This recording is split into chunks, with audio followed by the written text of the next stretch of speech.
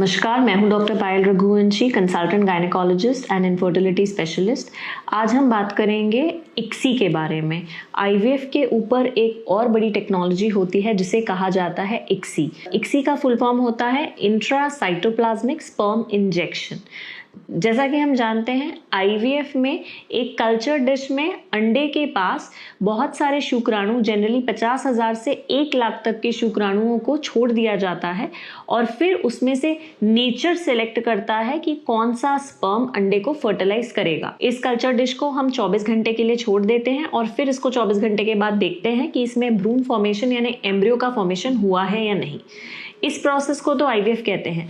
लेकिन यदि हम एक अंडे में एक स्पर्म को इंजेक्ट करें, ये प्रोसेस जो होती है आईवीएफ लैब में होती है और इक्सी मशीन, इसके लिए एक स्पेसिफिक मशीन आती है जिसे इक्सी मशीन कहा जाता है और इसमें एक अंडे में एक स्पर्म को इंजेक्ट किया जाता है और उसके बाद उसे 24 आवर्स के लिए छोड़ दिया जाता है और उसमें फिर एम्ब्रियो फॉर्मेशन होता है। जो एम्ब्रियोज इस प्रोसेस से बनते हैं उसे इक्सी से बने हुए एम्ब्रियोज कहा जाता है। अब हम ये जानेंगे कि इक्सी किन केसेस में की जाती है। जनरली इक्सी मेल इनफर्टिलिटी यानी कि जब पुरुषों में स्पर्म की क्वांटिटी काउंट बहुत कम हो या स्पर्म में मोटिलिटी बहुत कम हो या फिर स्पर्म का शेप बहुत खराब हो, तो फिर अच्छे स्पर्म को मैन्युअली चूज करके उनसे इक्सी किया जाता है।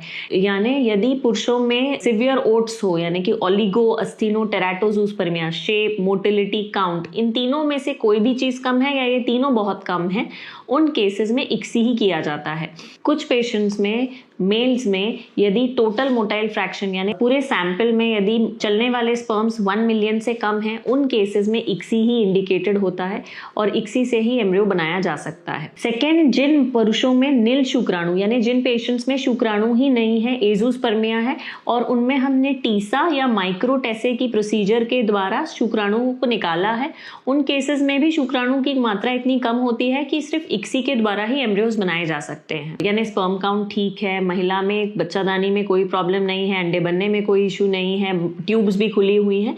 इन केसेस में कहीं ना कहीं ये माना जाता है कि फर्टिलाइजेशन नहीं हो पा रहा है, यानी कि बॉडी में अंडा और स्पर्म फ्यूज नहीं कर पा रहे हैं, एम्ब्रियो नहीं बन पा रहा है। उन केसेस में भी इक्सी ही किया जाता है।